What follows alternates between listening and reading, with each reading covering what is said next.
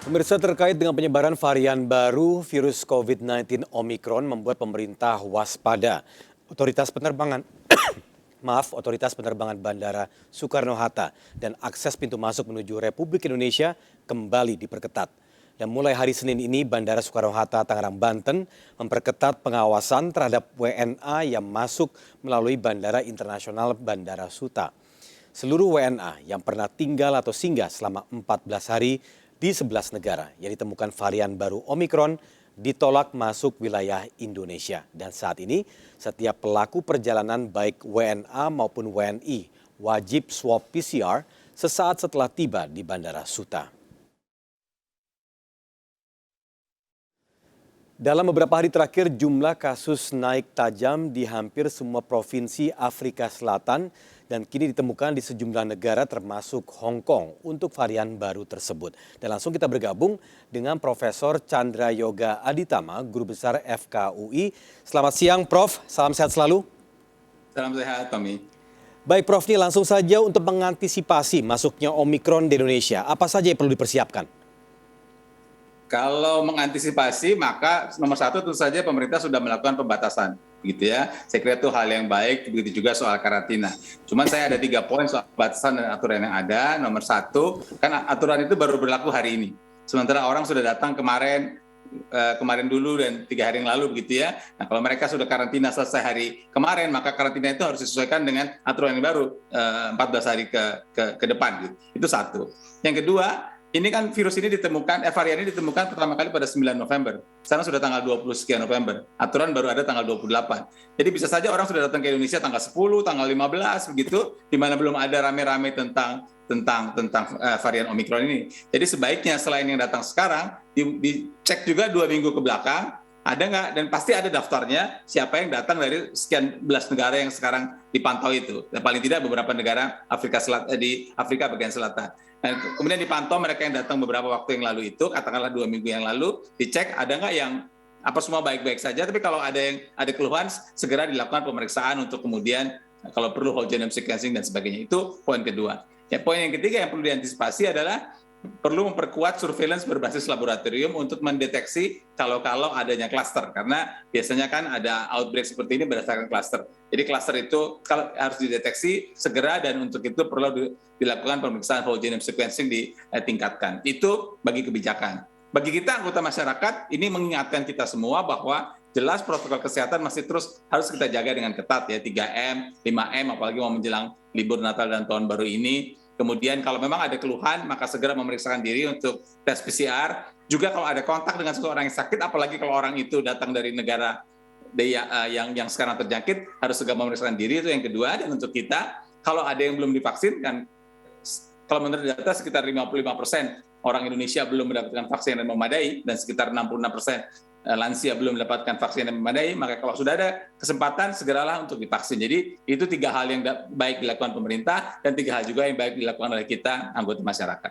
Baik, Prof, kalau terkait dengan 3 poin pertama tadi yang terkait dari sisi kebijakan, apalagi dalam 2 minggu terakhir di poin 2 yang tadi Bapak sebutkan, itu sudah ada terdeteksi 8 WNA yang datang dari negara yang masuk dalam list atau daftar negara-negara yang sudah ditemukan kasus Omicron di sana. Nah, menurut Prof sendiri, apa yang harus dilakukan terutama untuk scanning WNA ataupun WNI yang datang dari negara-negara yang sudah masuk daftar tersebut?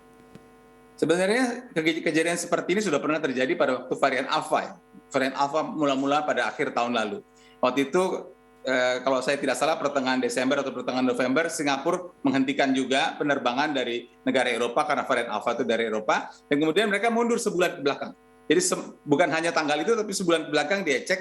Nah, ternyata dari dia cek dia ketemulah varian Alpha. Jadi varian Alpha pertama yang ditemukan Singapura bukan di hari tanggal penutupan, tapi waktu dia mengecek ke belakang, dicek orang-orang yang datang dalam kurun waktu sebulan.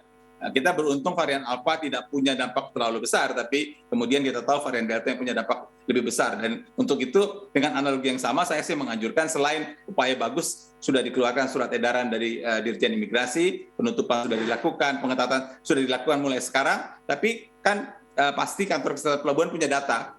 Siapa saja orang yang dalam 2 minggu terakhir ini datang dari beberapa negara yang disebutkan itu, mereka kemudian dihubungi oleh pemerintah pusat ke puskesmas di sekitarnya, kan di situ ada alamatnya. Di dalam kartu kewaspadaan atau elektronik alert card disebutkan kamu akan tinggal di Jakarta, di Indonesia di mana, orang itu dihubungi, kemudian dicek ada keluhan apa tidak. Kalau tidak ada keluhan baik-baik saja, tapi kalau ada keluhan kemudian dievaluasi apakah berhubungan dengan COVID apa tidak, apa perlu PCR, apa perlu whole genome sequencing dan seterusnya. Baik, Prof, ini terkait yang untuk informasi yang telah beredar di masyarakat saat ini terkait penyebaran atau penularan dari varian Omikron. Dan tadi di berita yang kami hadirkan sebelumnya, ini 5 kali lipat atau 500% dibandingkan Delta. Mungkin Prof di sini juga bisa memberikan penjelasan sebahaya apakah varian ini. Oke, sekarang kita tahu yang kita kenal selama ini kan paling berbahaya atau paling banyak dibicarakan adalah Delta. Varian Delta itu pertama kali ditemukan pada bulan Oktober 2020 dan pada bulan Mei 2021 baru dinyatakan sebagai varian of concern. Jadi butuh waktu 7 bulan antara varian ditemukan sampai varian ditentukan VOC. Itu varian Delta yang kita semua sudah kenal. Sementara varian yang ini ditemukan pertama kali pada tanggal 9 November dan pada tanggal 26 November hanya 17 hari sudah diputuskan sebagai varian of concern.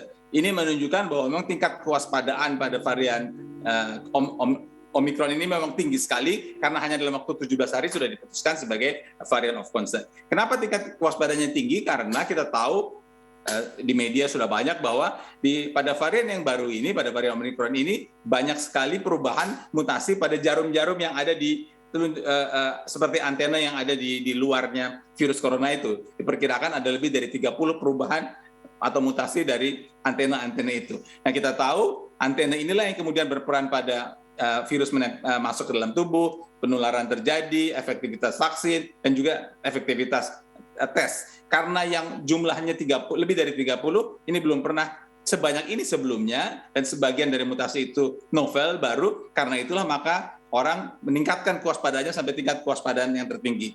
Tetapi memang karena waktunya masih pendek, maka sebenarnya belum ada angka pasti yang mengatakan bahwa ini memang lebih mudah menular, tapi apakah lebih mudah menular 1, 2, 3 kali? Kita masih harus menunggu angka-angka yang ada, tapi memang lebih mudah menular. Seperti tadi Mas Tommy Cokro sampaikan, hampir semua provinsi di Afrika Selatan sudah ada peningkatan kasus. Ya. Tapi angkanya berapa, saya pikir lebih bagus kita tunggu beberapa hari sampai ada data yang lebih lengkap. Begitu juga kalau ada pertanyaan, ini bagaimana vaksin masih bisa kerja atau tidak?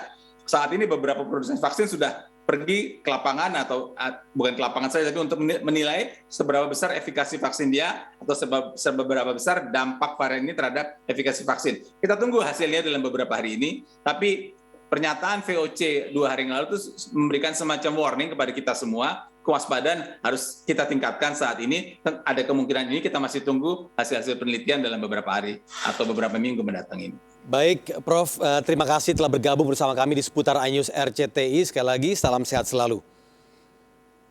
Salam sehat.